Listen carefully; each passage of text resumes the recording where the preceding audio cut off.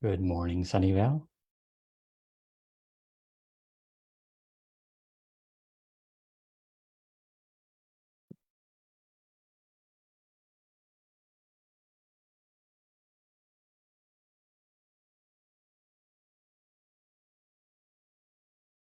Happy July. Happy Friday.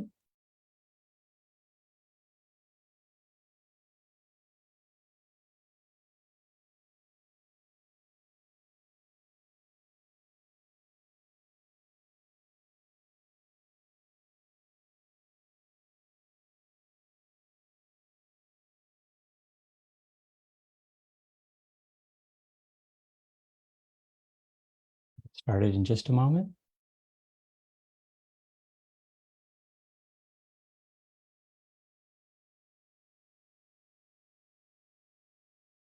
Morning.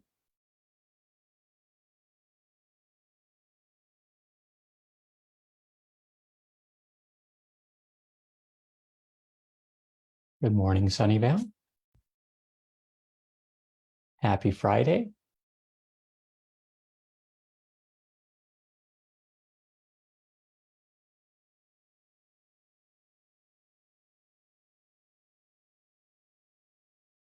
Hey, good morning.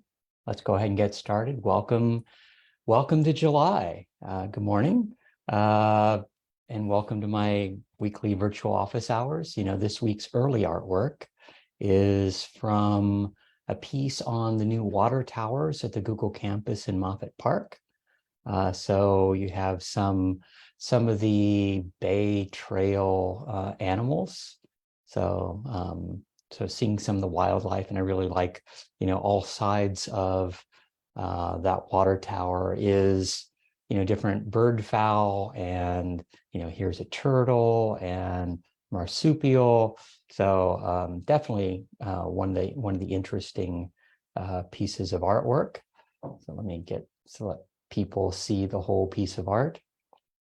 But really happy to see how they beautified this piece of artwork, or this basically this adding a piece of artwork to the water tower. And I think that's actually pretty nice from that standpoint. It's like, it's not just a water tower with some color. It's very interesting wildlife on the outside. So very nice from that standpoint, and happy that they're continuing to add art as they're adding, additional office buildings into Moffett Park. And we'll be talking a lot about Moffett Park a little bit later. Let's go ahead and get started. Good morning. I'm Sunnyvale Mayor Larry Klein. Thank you for joining me again this week. This is the 166th installment of my weekly office hours. Hope everyone is doing well, staying healthy, enjoying the nice weather. It was pretty warm at the beginning of the week, but it's finally cooled down to, I'd say, what are more normal Sunnyvale weather. We've now reached 1,208 days since the March 16, 2020 county health order started the shelter in place in an attempt to slow the spread of COVID-19. Over 3 years ago, I converted my weekly coffee shop office hours into these weekly live stream addresses. And, thanks to everyone who continues to join me and has joined me over the last 3 years. People still say they love hearing from their mayor each week, whether or not they're watching me live or watching this video delayed, sometimes by days or weeks. But, these weekly addresses allow me to provide you some general updates of what's happening in the city, tell you about some upcoming events, answer some of your questions, and just give you some general words of encouragement. So, thank you for allowing me to continue to represent you and work for Sunnyvale. Most Fridays like today, I follow up these live stream addresses with office hours at being seen on Murphy Avenue. And so if you want to reserve a 15 or 30-minute time slot at those in-person meetings, just email me at council@larryklein.com. And you can always see my calendar at larryklein.com and see where I'll be, or when my next office hours will be. So definitely, consider that. Let's now talk about what's happened at the federal, state, county, and city level over the last few weeks. 2 Saturdays ago was 9th International Day of Yoga. at the Sunnyvale Community Center. So ultimately, if you want to try yoga, there's lots of yoga classes around the city. There's a new yoga studio that'll be opening up at City Line sometime, and then I think before the end of the summer. If you're over 50, there's yoga classes at the senior center, and lots of opportunity to enjoy yoga, and it's good for the body, it's good for the mind. And then last Monday, I had a tour of the New York Style Sausage Company, and it's right there on Tasman, just before you get to the Santa Clara border. It's a family-run business, 5 brothers from Italy, New York, that settled here more than 50 years ago, and they decided that they couldn't find New York style sausage, so they decided to start their own. And I was shocked. It's the biggest producer of sausage on the West Coast, and it's right here in Sunnyvale. They produce over 200,000 pounds of sausage each week, which, to me was just totally amazing. But, they're sold at Costco, at Safeway, lots of markets. And then they're still, they still do very personal deliveries for, markets that have been part of their clientele for years and years. And so, they're, as opposed to, these big deliveries at Costco, they still deliver to small local markets, which is just fantastic. And I hear a lot of people, basically go on and on about how this is definitely their favorite sausage. So happy that they're here in Sunnyvale, and happy to, visit this family-run business. It really, really is important for the vitality of our city. And then late on Monday night, Governor Newsom and state lawmakers finally announced that they'd reached a deal on the 2023-2024 budget. It's a $310 billion budget, which includes about $225 billion in general fund spending. There's also a bridge for nearly $32 billion in deficit. Basically, they're seeking to bridge the $32 billion deficit and also maintain about $37 billion in reserves. Among some of the key measures were increased funds for schools, community colleges, early childhood education and higher education, as well as housing and, homeless related expenditures. So ultimately, that's critical. Public transit was also important. Local public transit got about $5 billion for transit capital funding over the next 3 years. And then, for me, I think it was critical that intercity rail, especially like Caltrain, BART, is really critical to the operation of the Bay Area. And so ultimately that made it across the line from a funding standpoint. The governor finally signed that budget last Friday. And so now, that was the final deadline. They need to sign it before the July 1st, which was last Saturday. So happy that we are funded from a state standpoint. And then last Tuesday, council met, and we were first started off by declaring July as Parks and Recreation months. And there are lots of events happening around the city, throughout the month. There's an event scorecard. So you basically do some events and document them. So send photos to the city, and ultimately there'll be giveaways for people doing those different events. So random drawings for filling out that Parks and Recreation Month event card, but lots of different things happening and lots of ways that you can go enjoy the parks in our city. I think Sunnyvale really prides itself on, our parks and opening up new parks and renovating our old ones. So happy to see that moving forward.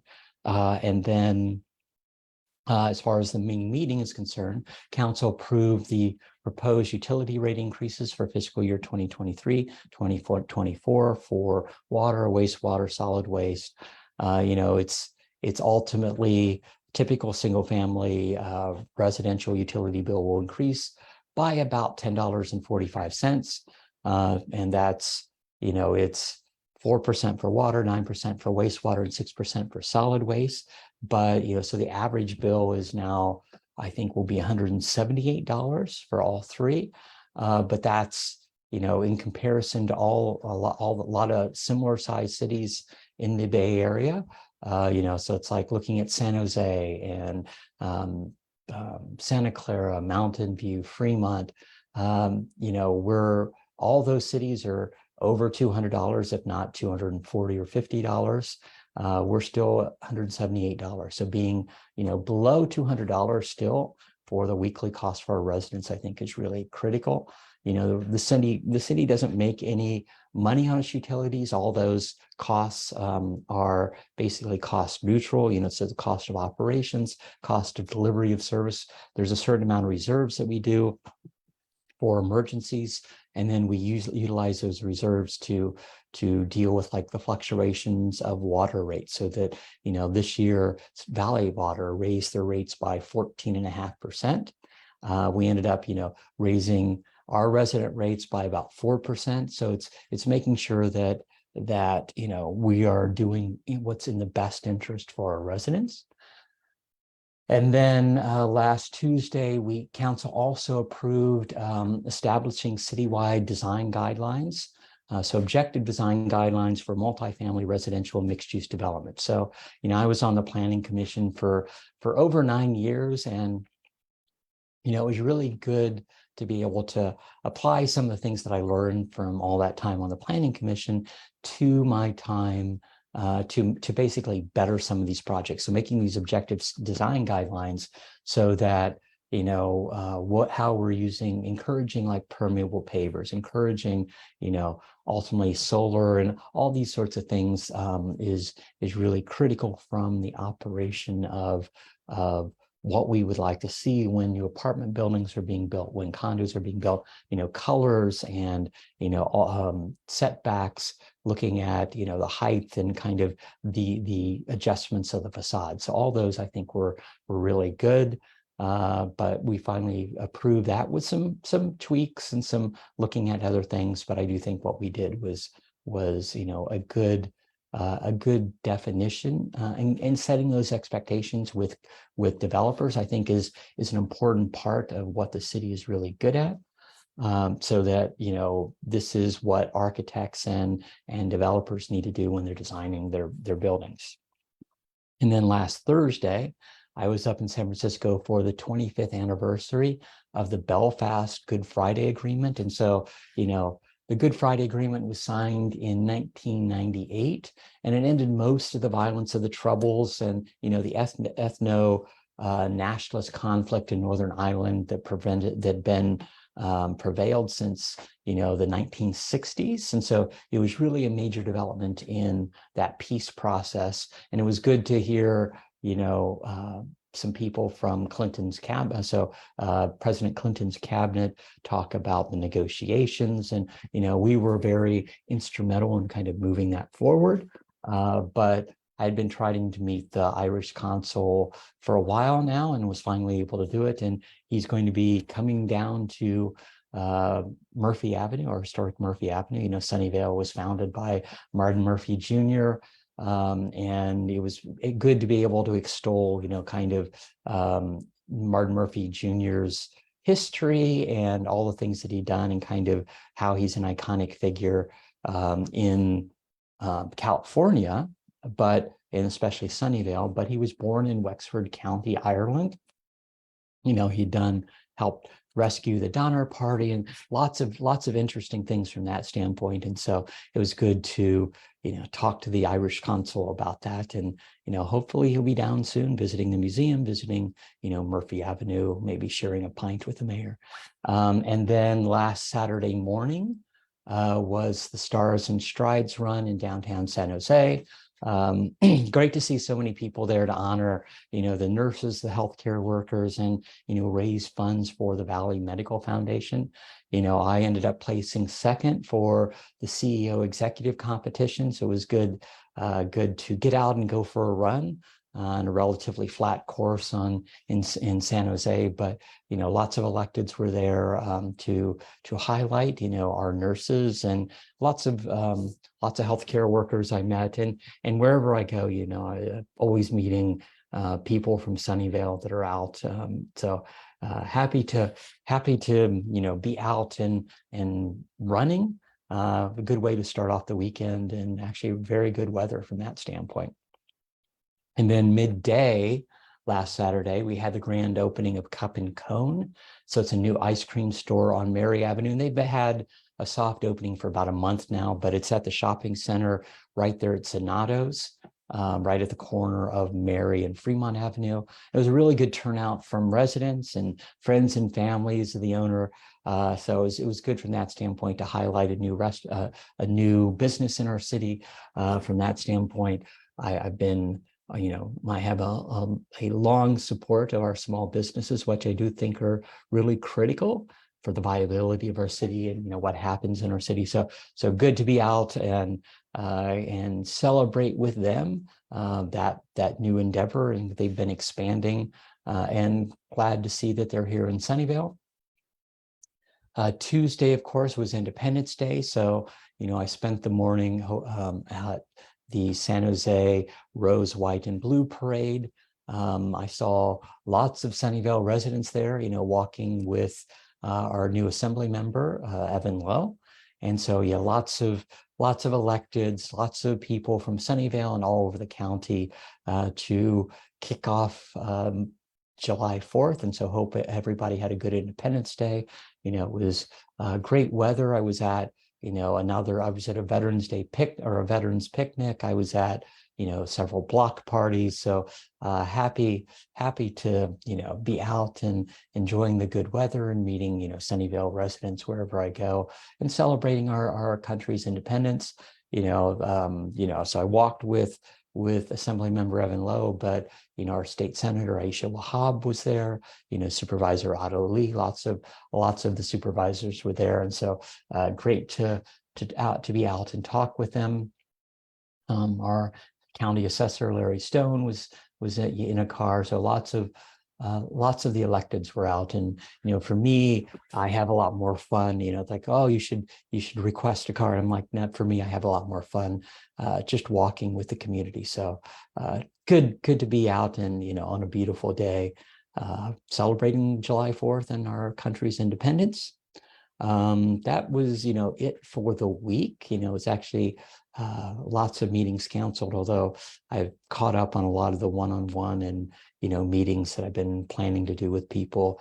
A little bit calmer week in general, but still became very, very busy with a number of meetings over coffee or Zoom meetings that I've had this week. This morning's office hours are actually very busy from about 9:30 to noon, and then a Zoom meeting, and then 2 hours of Zoom meetings. So yeah, it never, the time of the mayor is always pretty packed.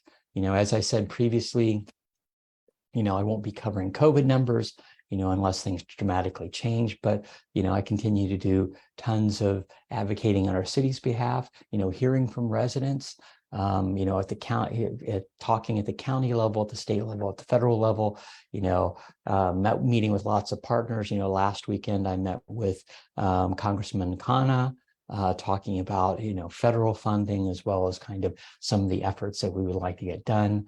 And hopefully we can make some progress on a few issues, especially, airplane noise and looking at, what can be done from a South Flow standpoint. So we'll see.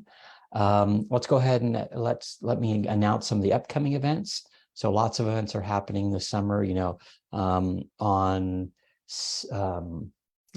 Saturday, so tomorrow, from 10:30 to 12:30 at the Library Plaza, right there on Olive. There will be a bike safety information and repair workshop. So this will be volunteers from Bike Sunnyvale. We'll do an on-site education on kind of an ABC checklist on when you're getting on your bike, and they'll be sharing safety tips. There'll also be a professional bike mechanic there that can assist you with some minor repairs and kind of give you some suggestions if you have some questions about your bike. And then next Wednesday will be the kickoff for our Wednesday night music series downtown. So, come join me The music will be kicking off right around 6 p.m. But the summer music series will be every Wednesday night from July 12th through August 24th. And then the Jazz and Beyond will be starting every Saturday from July 15th to August 26th. So, lots of things happening throughout the month of July and August, but the music that we have downtown is always attracts a lot of people, and it'll be good to see that back. I've enjoyed having the DJ for the last month or so, but it's good to see live music and people out dancing. So we have that coming starting next week. And then on Sunday, July 16th, so a week from this Sunday, from 1 to 6 p.m. at the Quarter Note on Lawrence Expressway will be, the annual benefit for the Canine Search and Rescue. And so, it's the barbecue, it's live music, it's raffles and auction, but especially you get to meet, the fantastic canines and their owners who basically do search and rescue within the county. So, come enjoy that on the 16th. And then that same weekend, the 15th and the 16th, the Friends of the Sunnyvale Library book sale will be happening Saturday and Sunday. And that will be, the Sunday afternoon $5 bag sale. And, lots of people go out and find your summer reading material. So great to see that coming back. And then as far as upcoming council meetings, Tuesday, July 11th. So next Tuesday will be our next meeting, and we'll finally be looking at approving multiple actions related to the Moffett Park specific plan. So, we've been discussing the Moffett Park plan for several years now. We started just before COVID, and COVID kind of messed up a certain amount of outreach that we had planned. But now we're finally coming to completion for the Moffett Park specific plan. It's looking at, 10 million square foot of office space, 20,000 units of housing, and 500,000 square foot of retail. But it's not just that, it's making a walkable, livable community. So walkable, bikeable, open space, and just kind of changing the vision of Moffett Park into, what we would like to see from a city. We have a lot of office there already, but as we're adding additional office space, trying to figure out how we make it livable for people to live there within, with close to retail, next to the Bay Trail, next to Baylands Park. So actually a fantastic location from that standpoint. And so that will be our next meeting. Definitely, I've been having lots of meetings with developers and nonprofits and kind of advocacy groups to talk about what can be done and what they would still like to see changed in the plan. So we'll see where we end up at the end of Tuesday night, but I'm expecting a long meeting, lots of people that have been advocating for what they would like to see in Moffett Park. We've done lots of outreach meetings over the last few years, and I think staff has been very good about capturing the majority of those issues and concerns and what people would like to see and trying to create a livable community in Moffett. Let's go ahead and get to our weekly questions. If you have a question, just add it to the comments and I'll try to get to it today. Alan asked, if my family does a summer barbecue at Las Palmas Park on Saturday, is it first come, first served for the picnic site? So most of our parks have a mixture of picnic sites that can be reserved. So you can basically go through the city, go to the city website and search for parks, and you can reserve, certain locations. It's usually about 50-50 depending upon the park. That some of the picnic tables can be reserved ahead of time. And then some of them are on a first come, first served basis. So if you get there, at 6 a.m., get there first thing in the morning and reserve them. That's one of the ways that you can, reserve your spot for the day, but you're fighting against everyone else who might be trying to get that same location. Joe asked, is the small little night market area where Central Computers used to be still around? I feel it had potential, but never got traction. I would love to see a food truck night market in the area again, like Sports Basement used to have years ago. So yeah, it's it's kind of stumbling along still. There's still a few food trucks that are there. The owner kind of refocused his energies mainly in San Jose. So he's doing something near the fairgrounds or near the flea market, I think, area in San Jose, but it's still there. Definitely, I've tried several of the food trucks several times, and they've been doing okay. But something, having a food truck pod, having a place where people can go enjoy several types of food and kind of encourage these small family run food trucks to kind of get a presence within the city, I think is really cool, and something that I've been hoping that it would have gotten a little more focus, but it's difficult, especially under COVID, to have that work. But yeah, it's the old Central Computers location on El Camino Real, right next to Bevmo, and I think Ike's Sandwiches is right there. So it's right there to the west of that.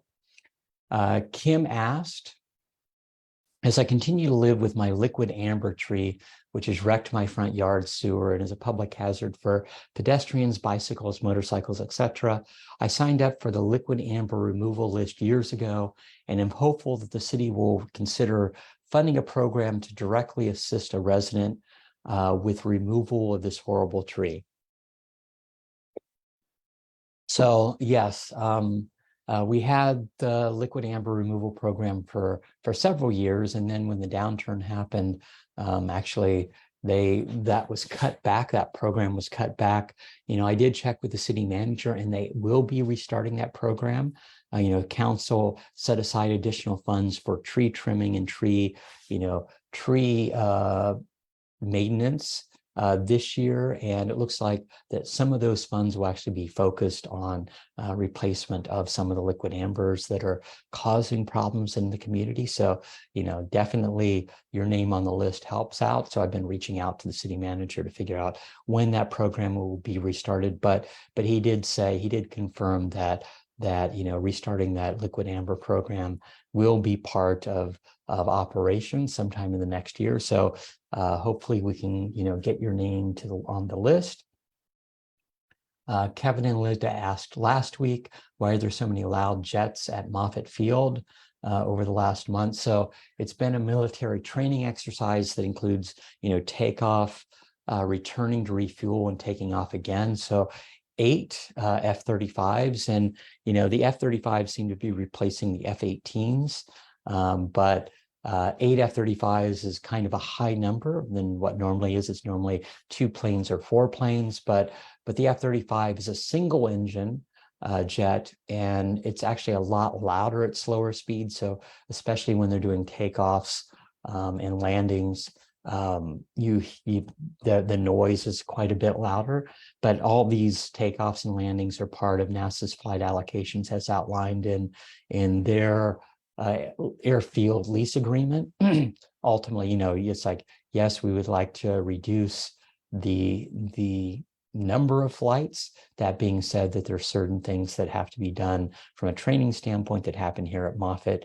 We have the 129th, we have the 63rd, we have multiple military operations that do still exist here at Moffett Field. And so, it is part of protecting the West Coast. And so, I understand people's concerns. And that being said, it's like, it's making sure that, it is an active airfield and has been here for years. But I have, complained about some of the noise and seeing what they can do as far as the timing of those jets as much as possible.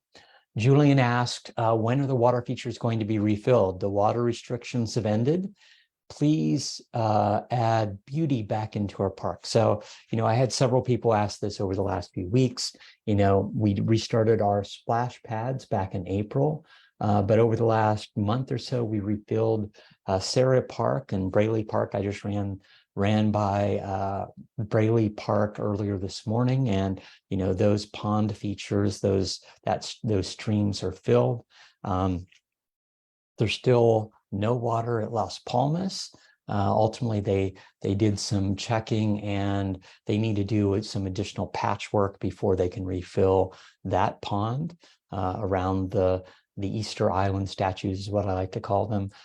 Definitely looking forward to that. I do think that those water features add a lot of, a lot of nice things to our parks, and so happy to see that we'll be trying to bring them back later this summer. So I think Sarah, it's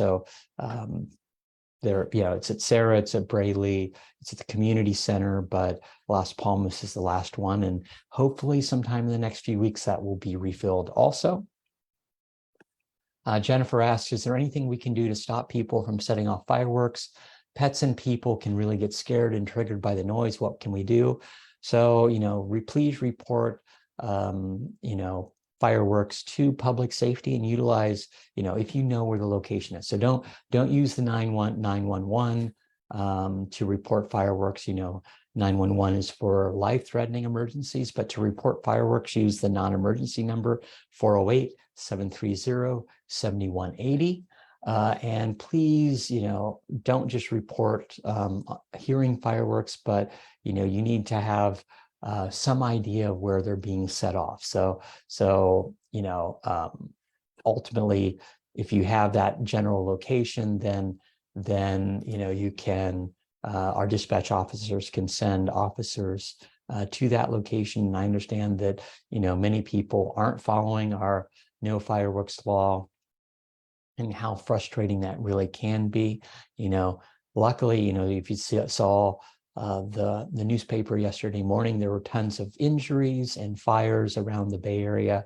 Luckily, we didn't have any of that. We had lots of officers out, but I did check with the chief yesterday, and no one was hurt. No fires no fires occurred because of fireworks. So luckily, we were on the positive side from that standpoint. Johanna asked, wondering if you have any insight on what is going into the old Wendy's building on Matilda. So they're currently under renovations, but that is planned to be a Taco Bell. And not sure when it'll actually be opening up, but you'll see that they are hard at work on kind of renovating the exterior and the interior of that restaurant in order to make it a Taco Bell. So that's right there at Matilda and Maud, right at the old Wendy's location. Judy asked previously, when does the summer music start? So that will be next Wednesday night. And so we'll have rock pretty much on Wednesdays for the rest of the summer.